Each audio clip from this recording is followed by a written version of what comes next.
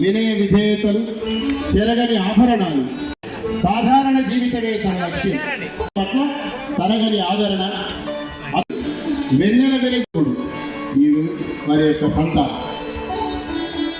నీవు అందించిన వారసత్వం తెలుగు, తమిళం, మలయాళం, మరాఠీ, కన్నడ, హిందీ, గోండు అండ్ బంజారా భాషలలో అద్భుతమైనటువంటి పాటల్ని ఆమె పాడడం జరిగింది.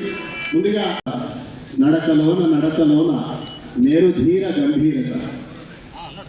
నరసారెడ్డి గారు సిద్దిపేట జిల్లా కాంగ్రెస్ అధ్యక్షులు, అదేవిధంగా ప్రణవ్ గారు హుజరాబాద్, దాని తర్వాత నీలిమ గారు కేంద్ర సాహిత్య అకాడమీ కమిటీ సభ్యులుగా కూడా వ్యవహరించడం జరిగింది.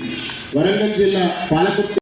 ఈరోజు ఈ అవార్డును తీసుకున్నటువంటి రమాదేవి గారు, ఇంకా ఈ పొన్నం వారి కుటుంబంతో నాకు చాలా దగ్గర సంబంధం ఉంది. మొదటి నుంచి ఇక్కడ అశోక్ కూడా ఉన్నారు. అలాగే రవిచంద్ర, అలాగే పొన్నం ప్రభాకర్ గారు, వీళ్ళందరూ వేదికను అలంకరించిన మంత్రివర్యులు జూపల్లి కృష్ణారావు గారికి, దుద్దిల్లా సింగర్ బాబు గారికి, అనేక సామాజిక మార్పులలో భాగస్వామ్యమైనటువంటి రచయితగా కంపశయ్య నవీన్ గారు, అదేవిధంగా సోదరిమణి మా కిషోర్ గారి సత్యమణి, నాకు నిజంగా వీరిద్దరు భార్యాభర్తలు తెలియదు, నాకు అవార్డు ఇచ్చేవారు కూడా తన మరి అంతరిపుల రమాదేవి గారు అనేక పాటలు ఒకటి రెండు వినిపిస్తారు. మీకు చాలా గొప్ప గాయని, స్వయంగా రచన చేసి అనేక పాటలు. కేంద్ర సాహిత్య అకాడమీ కమిటీ సభ్యులుగా కూడా వ్యవహరించడం జరిగింది.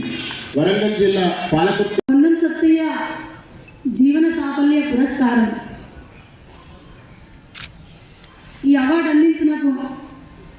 అందించినందుకు పొన్నం రవిచంద్ర గారికి కృతజ్ఞతలు తెలియజేసుకుంటున్నాను.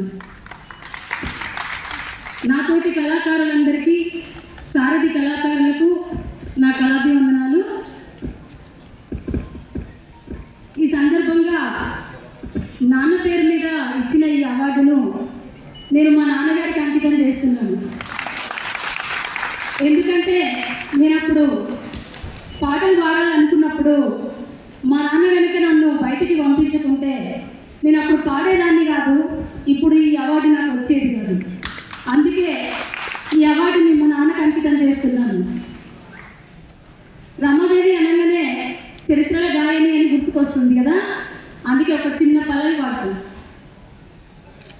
Chorus, Jyotsna chorus.